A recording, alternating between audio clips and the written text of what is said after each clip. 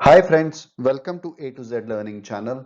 Let me start with wishing all women a very happy International Women's Day.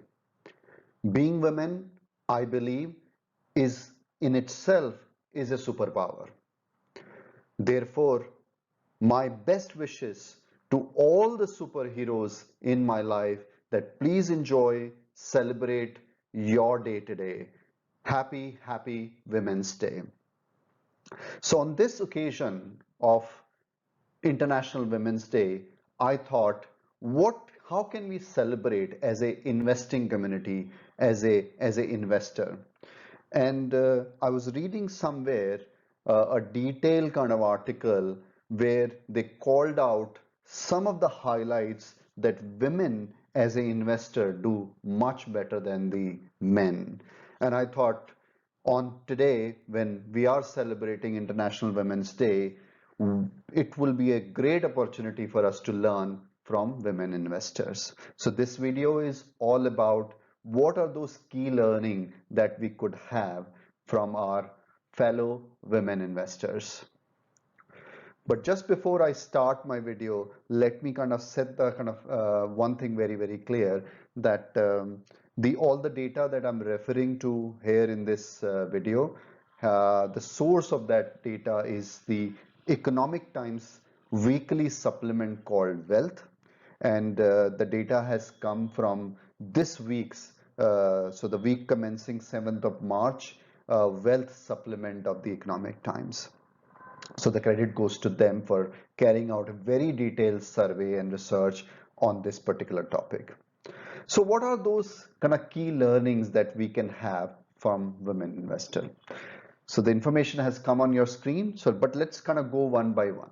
There are four key learning we can have from women investor. The first learning is that let's be more committed and patient investor. Yes, let's be more committed and patient investor. What does it mean? I think a committed and patient investor, how do we judge? Women tend to kind of stay committed to the path that they have chosen when it comes to investment, whereas men tend to kind of speculate, tend to kind of change change the path, change the course halfway through. And I'm generalizing here a bit, so we are going by the averages. I'm not saying that every man does this. No, on average, men tend to do this more often than women, and that's the bit that men can learn. So let me give you an example. When you talk to a women investor, they tend to have their investment goals linked to some sort of financial objective. For example, they could be making investment with a view to have enough for retirement, for example, or enough for children's education, or enough for buying the car, or enough for buying the next jewelry. So those sort of things they'll always keep in mind. So they'll link the kind of whatever sum that they are setting aside and investing with a long-term, medium-term, short-term goal in mind. Whereas when you talk to men as an investor, then they tend to focus on the return on investment more often. When you are in a social gathering and then you are kind of socializing with a group of men who are in the investment business, um, most of the time the conversation will centered around that they delivered 20% return, 30% return, 10% return, they made so much money, all those sort of things. They will not talk about that uh, they have they've put together a portfolio which will give them enough in 5 years time or 10 years time to meet the goal of retirement, to meet the goal of children education or buying a house, things like that. So men tend to focus more on the return than the objective, the life goal or the financial goal that they have. And other piece is that women tend to be more patient as well. When going gets tough or when an opportunity arises in terms of investment, men tend to jump uh, far quicker than the women. And sometime you could benefit, sometime you could lose. But over the long term, I think a patient investor like Warren Buffett has said in his all research, all kind of publications over the years that most of the money, he has been in the investment business for over 50 years, but most of the money he has made in the last 10 years of those 50 years. So you have to be patient with your investment, and that's the part women do much better than men. Give you an example.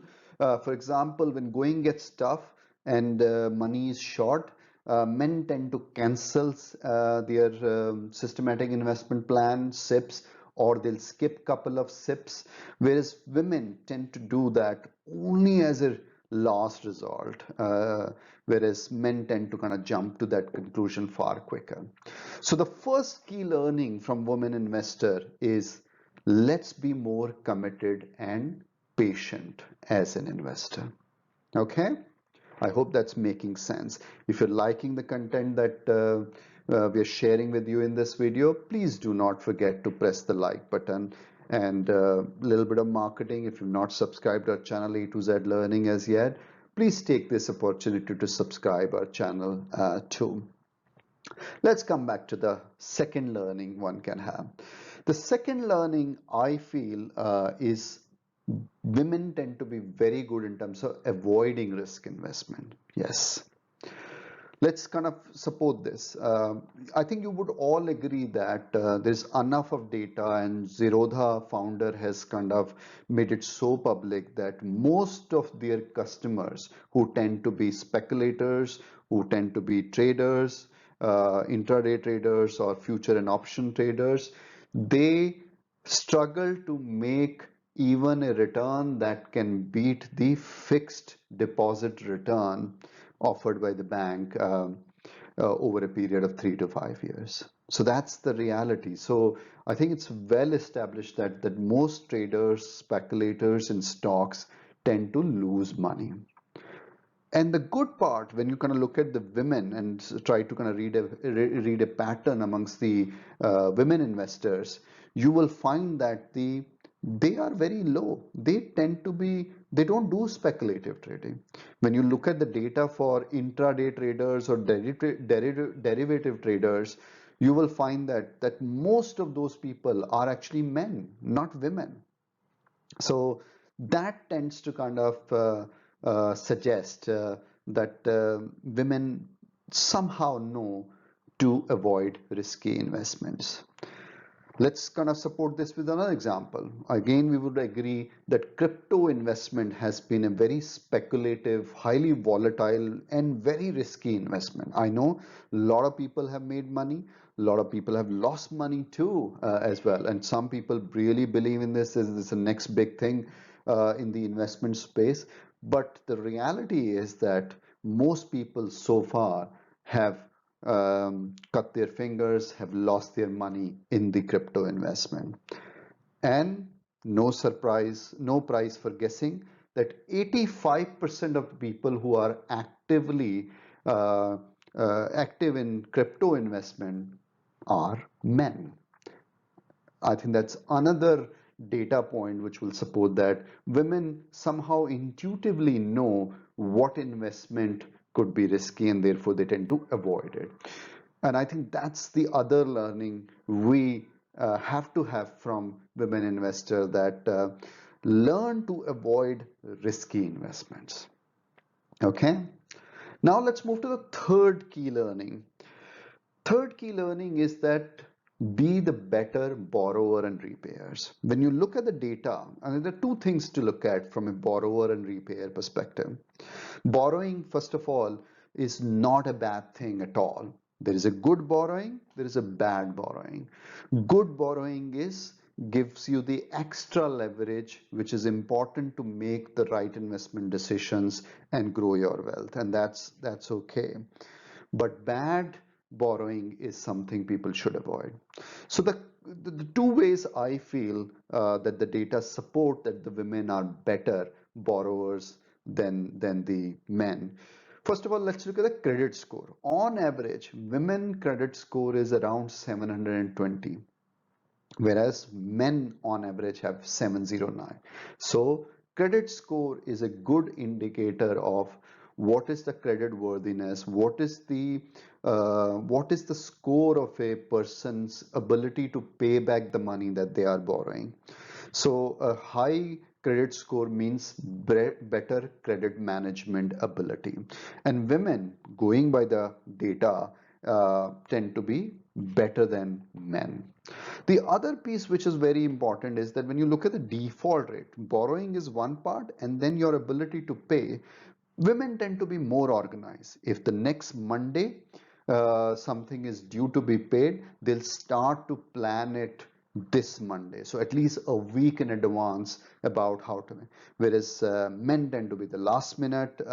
Again, I'm generalizing a lot here, so I'm not saying that every man does that, but on average, men tend to be more last minute on these sort of things, and therefore the default rate or people's ability or people's trend to pay their uh, outstanding amount on time uh, tend to be better amongst women than the men. So these two things collectively do paint a picture that women tend to be better borrowers as well as repayers, and that's very good, that's very important in the financial world. And the last piece, but not least, is the compliance. It's very important to do things in a very thorough, organized, compliant way. One data point that I picked up in that ET Wealth supplement is that when you look at the number of people who file their income tax return in the week prior to deadline, two-thirds of those people tend to be men. Again, that proves another point that men tend to be last minute. I think that goes with the Christmas shopping or Diwali shopping as well. Women will plan those gifts well in advance, whereas men will probably be going a evening before Diwali day or a evening before Christmas day to do some last minute shopping for their loved ones. So men tend to be more last minute, and therefore they convey the impression the impression is that the men don't take compliance very seriously, whereas women tend to be more organized, and they prepare themselves well in advance for all their compliance obligations. So their their the relationship with the compliance is much better than men. So on this International Women's Day, if we want to learn few things from our women investors, then I would pick up these four things. Be more committed and patient investor. Second, avoid risky investments. Third, be a better borrower as well as repayer, and take compliance very, very seriously. So if you can learn these four things, you will become a better investor in the time to come. So I hope this quick video has been helpful. And once again, I wish all my women followers, my viewers, women viewers, a very, very happy International Women's Day. And just last marketing message very quickly, if you think you've liked the content that we've shared in this video, then please do not forget to press the like button, because that's the sort of motivation we need to kind of keep going and producing the good quality content that you all like. And last thing, if you've not subscribed our channel A to Z Learning as yet, please do subscribe and become part of our viewers family. Thank you so much for watching this video.